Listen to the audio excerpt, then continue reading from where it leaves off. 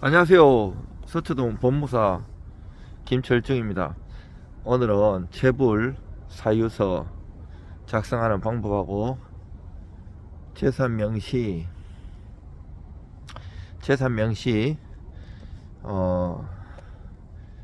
목록 작성하는 방법, 그리고 강제집행, 그리고 방어하는 방법, 뭐 여러가지 대해서 한번 말씀드리고자 합니다.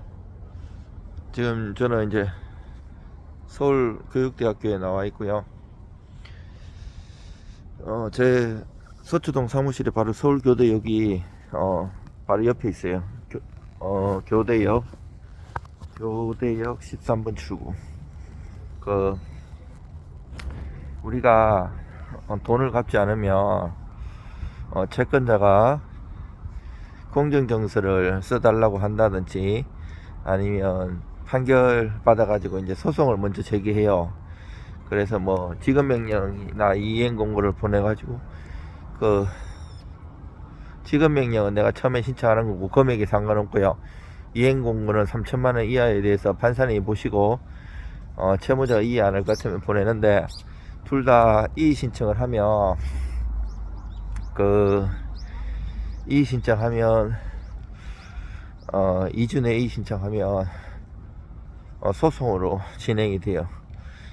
소송 해가지고 판결 정보를 받으면 이겨서 거기다가 집행문 발급받고 송달증명, 확정증명 발급받으면 돼요. 만약에 그 지급명령이나 이행 공고 결정 이거 이해 안 하면 그대로 확정되는데, 지급명령 결정문하고 이행공고 결정문 자체에 송달 확정일이 있기 때문에 이거는 별도로 집행문이나 송달증명, 확정증명을 발급받을 필요는 없어요. 우리가 이제 그 제도부여라고 한번 강제 집행을 하면 판결문을 다시 재발급 받아야 돼요. 그때는 어떨 때 보면 법원에서 집행문 넣어주는 경우도 있긴 해요.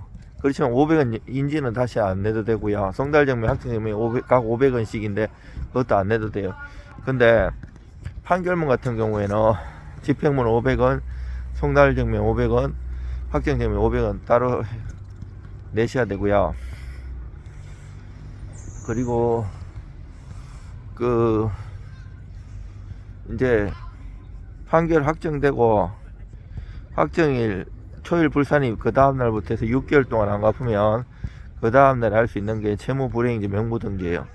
채무불이행제 명부되는 데는 판결문 가지고 강제집행 그 신청 서류하고 초본 발급 신청서 가지고 동사무소에 가면 채무자 초본을 발급해주면 채무자의 최종 주소지에다가 그 법원에다가 신청하는 거예요. 그러면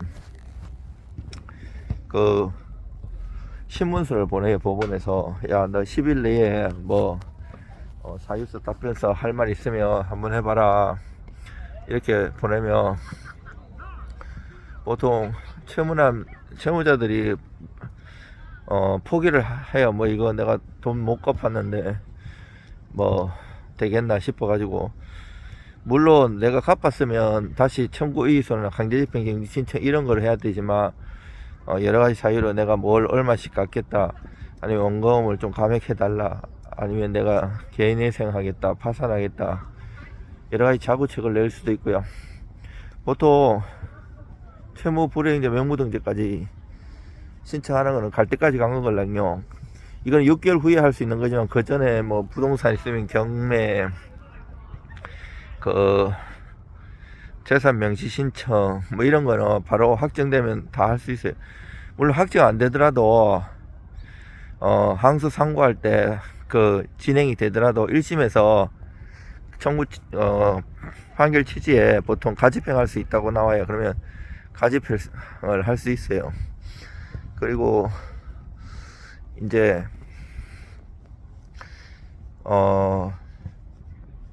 신문서를 내는데, 보통 이제 여기서는 인터넷이기 때문에 자세한 얘기는 사실 못하고요.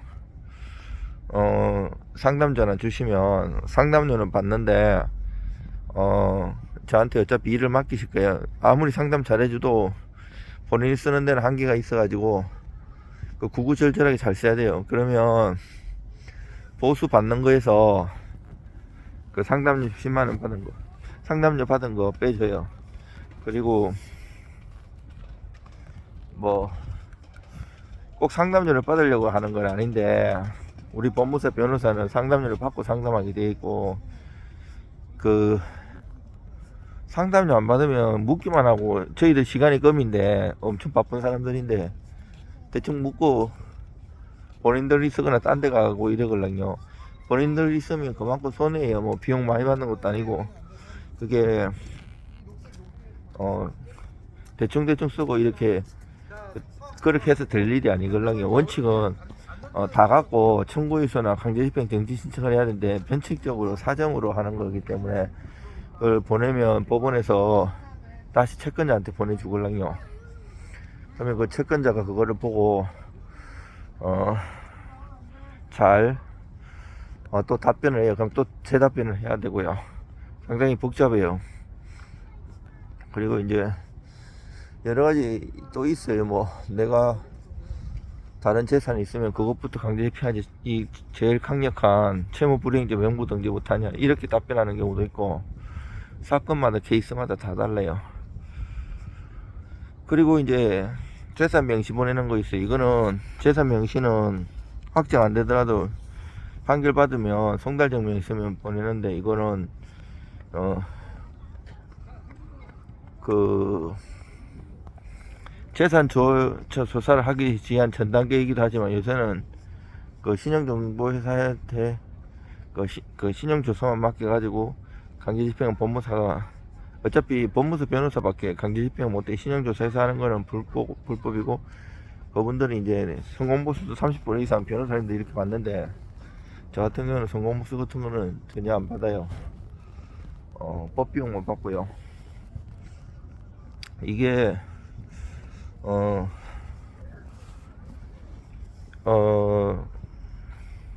재산 명시 같은 거 이제 오면 솔직하게 잘 써야 되기는 하는데, 그거 하고 내가 또 솔직하게 다 쓰면 뭐 직장 다니는 거 이런 거 쓰면 겁이 압류가 들어올 거잖아요. 그거 하고 딜레마가 있는 거예요. 인터넷상에서는 다 얘기는 못 하고요.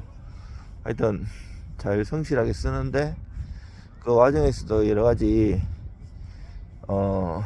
뭐 현금이라든지 부동산 거래라든지 은행 통장이라든지 여러 가지 문제가 발생할 수 있는데, 그 법을 위반하면 안 되죠. 그렇지만 법을 지키면서도 어떻게 하면 잘 써서 낼 수 있을까, 잘 채권자 합의를 할 수 있을까, 여러 가지 그런 문제점이라든지 이런 접점에 있어요.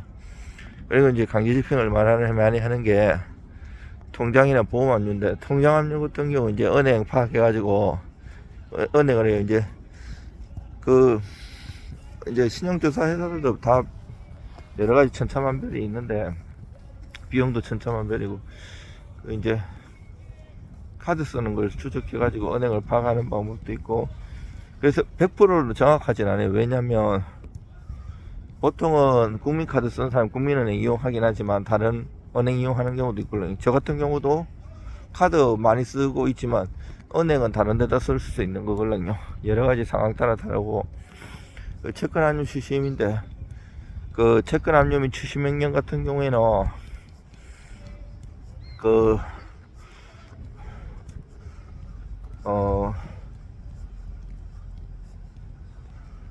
통장도 하지만 그 정권, 보험, 보증금, 배당금 수백 가지가 넘어요.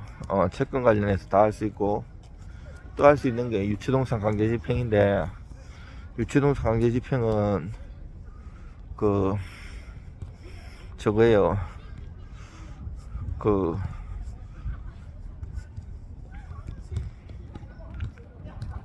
채무자의 그 가구에다가 뭐 냉장고, TV 이런 거에다 딱지 붙여가지고 팔아가지고 그 돈으로 채권자의 만족을 얻는 건데, 이거는 사실 강남에 잘 사는 사람이 한 500만원 나오고, 보통 못 사는 사람은 200만원, 100만원 나오는데, 이것도 때에 따라서는 강력한 효과가 있는 경우가 있어요. 오늘 날씨 좀 추운데요. 아까 오전에는 제가 한강에 자전거도 타고 왔어요. 운동을 좋아해가지고 운동도 하고, 또 토요일, 일요일도 1년 365일 뭐 다른 모임이나 교회도 가지만, 갔다 와서는 꼭 사무실에 와가지고 1년 362일 일에, 추석이나 이런 명절에도 논문도 쓰고 있고 책도 쓰고요. 바쁘게, 엄청 바쁘게 살아요. 그 유치노동 강제집행은 이제 그렇게 하는데, 그 여러 가지 상황에 따라 가지고 배우자라든지 가족이 알게 되면 대신 갚아주는 경우도 있고, 여러 가지 알면 안 되는 경우가 있어요. 그래서 또 이게 또 딱지 붙이고 하면 갚는 경우도 있고, 여러 가지 상황 따라 다 달라요. 그리고 이제 경매의 경우가 있는데, 경매도 저는 상당히 오래 했어요. 수십 년 했는데, 이 경매 같은 것도 단순한 게 아니에요. 우리가 이제 돈 안 갚으면 판결받아서 가는 게 강제경매고요. 돈 빌려줄 때 채무자 부동산에다가 건전한 걸 설정한 다음에 거기에 기해서 하는 게 임의경매인데, 옛날에 종이할 때는 이제 경매 신청하고 이제 결정 나는 것도 비교적 오래 걸리는데, 지금은 저 같은 경우는 모든 강제 집행을, 유치동산은 빼고, 아직 유치동산은 딱지 붙이는 거는 전자가 안 돼 있어요. 다 전자하기 때문에 일주일 내 1회는 나와요, 결정문이. 그러면 이 경매 개시 결정 등기는 촉탁에 의해 가지고 경매 신청할 때 등록 면허서 내면 등기부에 바로 기입해줘요. 옛날 우리가 뭐 매매할 때, 이럴 때 등기하는 건 신청예행 경매걸랑요. 그리고 이렇게 경매 관련해서 촉탁, 그리고 명령예행 등기가 있고, 세 가지가 있어요. 제 거 등기에 관련해서 다음에 자세히 설명해 놨고요. 원래